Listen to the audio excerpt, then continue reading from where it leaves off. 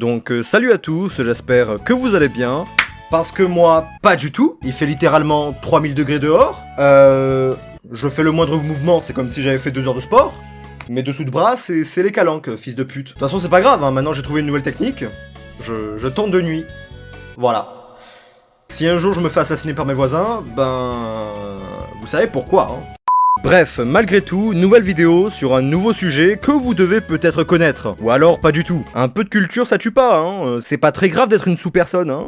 Encore bref, dans cette vidéo, on va aborder le cas complet de Castlevania. Cet animé Netflix directement adapté du jeu vidéo Castlevania, qui est plutôt récent, et fait pas mal parler de lui sur Netflix. Alors, possible que vous ayez jamais entendu parler. Et si c'est le cas, bah vous êtes quand même sur la bonne vidéo. Donc je me présente, Yorin, 19 ans, chômeur de génération en génération, et youtubeur depuis quelques temps. Et vous?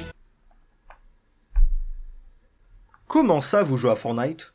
Et donc même si j'ai déjà fait une vidéo sur Castlevania, quand seulement les premières saisons étaient sorties, bah je vais quand même être complet, et présenter tout ça correctement. Donc si vous êtes prêts, moi je suis chaud, même si je préfère être froid. On lance l'intro.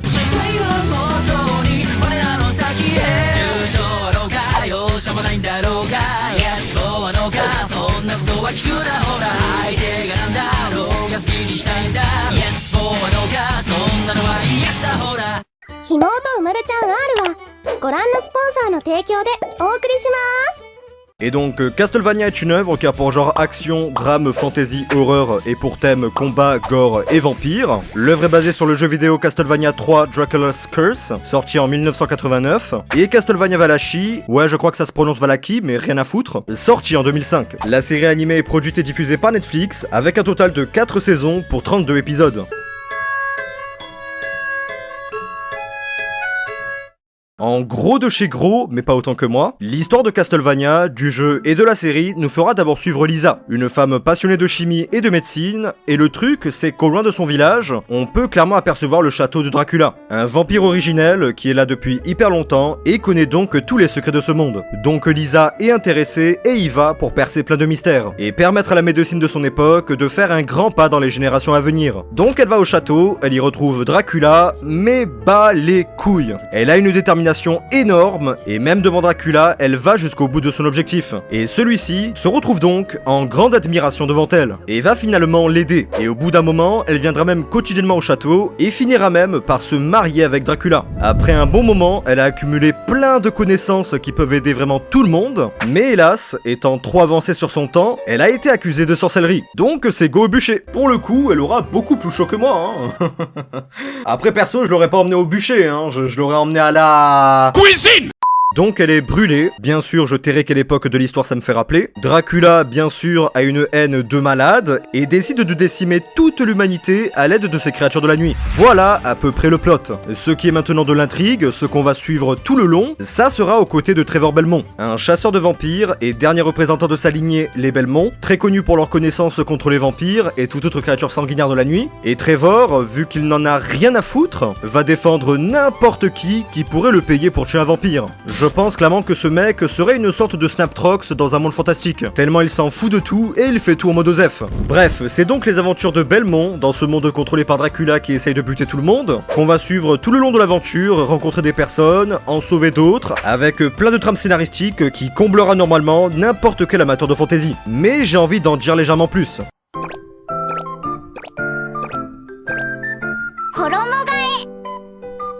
Franchement, au début, j'avais un schéma de pensée plutôt simple, même extrêmement simple. Un bon petit animé Netflix, c'est bien, je comprends sa place dans le catalogue, mais j'étais vraiment pas dans le truc. Par contre, j'étais dans la daronne... Ouais, on va éviter de dire des noms, hein. Mais c'est vraiment grâce à cette saison 4, celle récemment sortie, que je me suis mis vraiment à fond. Et pour la regarder, j'ai dû regarder la saison 3, car je m'étais arrêté à la saison 2. Et franchement, même dans la saison 3, on sent une sorte de glow-up au niveau des personnages, des décors, de l'animation, mais c'était clairement pas encore à un niveau qui était transcendant. De même que j'ai toujours bien aimé tout ce qui relate de près ou de loin aux vampires. Quand j'étais ado, j'avais regardé la série The Original, et franchement, pas mal. Donc j'aurais bien aimé en savoir un poil plus sur les vampires dans cette série, car vraiment, c'est des créatures fascinantes, au flot que je trouve infini. Je vais te sucer. Non, je suis pas un Jojo fan.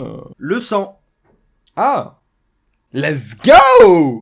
Et donc, une fois la saison 3 finie, j'étais hypé de fou pour commencer la 4. Et une fois dedans, c'était un pur kiff. Littéralement, il y avait tout ce qu'il pouvait y avoir pour me faire kiffer. Une aventure style RPG dans un monde ouvert, où on va un peu où on veut, on s'arrête dans des villages pour régler leurs problèmes, mais on tombe sur quelque chose de plus grand encore. Franchement, je ne peux qu'aimer. On a également plusieurs plans avec plusieurs points de vue, comme celui des maîtres forgerons, des vampires, d'Alucard, ou encore de Trevor et Sylphie. Mais en plus de ça, le procédé scénaristique futurement utilisé après ça est extrêmement simple. Mais putain, c'est grave efficace. On plombe toutes les trames de l'histoire d'événements, de nouveaux personnages, avec de nouvelles anecdotes et de nouveaux backgrounds, pour ensuite les faire aller à leur point culminant, où toutes ces trames vont finalement se rejoindre pour un combat final qui sera des plus grandioses. Rien de très original, je l'accorde. Mais ça fait le café, exactement comme les stagiaires qui me servent de modo. D'ailleurs, n'hésitez pas à rejoindre le serveur Discord, hein, c'est dans la description, c'est ce cadeau. Mais la chose qu'on peut relever le plus, outre le potentiel de l'œuvre qui se révèle être bien grand, bah c'est l'animation. Avec Netflix, c'est Balance Unlimited. Et ça fait des dingueries. Rien que dans la saison 3, on commence à noter une grande différence. Les plans sont meilleurs, les combats plus rythmés, même si ça manquait parfois de fluidité, hein, car des fois on pouvait carrément voir les images par seconde. Mais dans la saison 4, en plus d'être le point culminant de tout et la clé de voûte de presque tout le casting,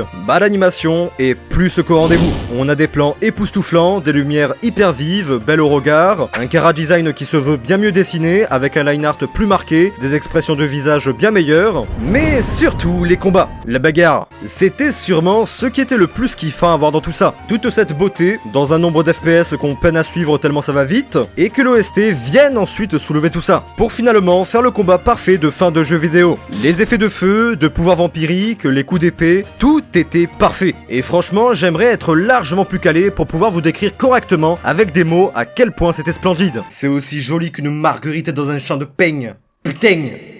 Avec toutes les choses qui se passent en temps réel dans la série, je n'ai clairement pas eu une seule fois le temps de m'ennuyer. C'est foutrement impossible. Je pourrais dire ça des premières saisons peut-être, et encore. Un véritable kiff que je recommanderais à tout le monde de regarder, sachant même que c'est sur Netflix, et donc à la portée de pas mal de gens. Mais bon, si vous avez suivi la série comme moi, vous êtes bien au courant que celle-ci s'est finie avec la saison 4. Et donc, on part voir si une suite est possible. Suivez-moi. Enfin, vous avez juste à ne pas quitter la vidéo quoi. Hein.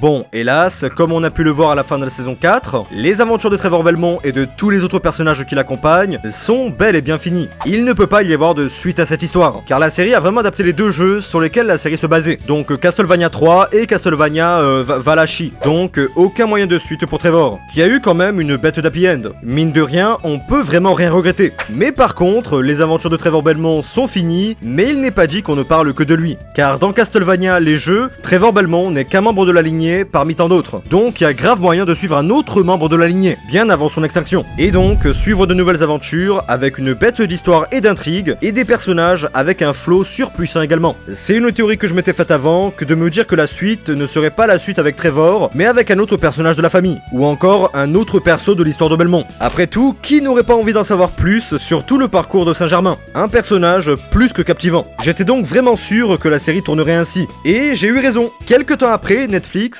a officiellement annoncé la suite de Castlevania, qui sera Castlevania Universe, une série qui se déroulera pendant la Révolution française, RPZ de la France, et donc, en toute logique, le personnage qu'on va suivre sera le fils de Trevor et de Sylpha dans de nouvelles aventures palpitantes. Bon, pour l'instant, pas encore de date, ni rien de très précis, mais ça a le mérite d'être annoncé, donc c'est confirmé et on est bien pour la suite. Perso, très hâte de savoir ce que ça va donner. Mais dans tous les cas, vous savez très bien que si toute information venait à apparaître, je vous en informerai en commentaire. Vous avez juste à en laisser un. Bon les gars, je vous le répète pas deux fois, hein, je pense que c'est le moment parfait pour s'abonner, pour laisser un like, pour partager, hein, pourquoi pas, hein. Parce que moi je vous en pose des questions. Abonnez-vous. Voilà. C'est pas une question ni une demande. Oh mais non. Donc sur ce, c'était tout pour cette vidéo, j'espère qu'elle vous aura plu et qu'elle vous aura aidé. Si c'est le cas, n'hésitez pas à vous abonner, liker, partager, ça me fait vraiment super plaisir. Quant à moi, je vous dis à une prochaine vidéo, en attendant, portez-vous bien, ciao bye.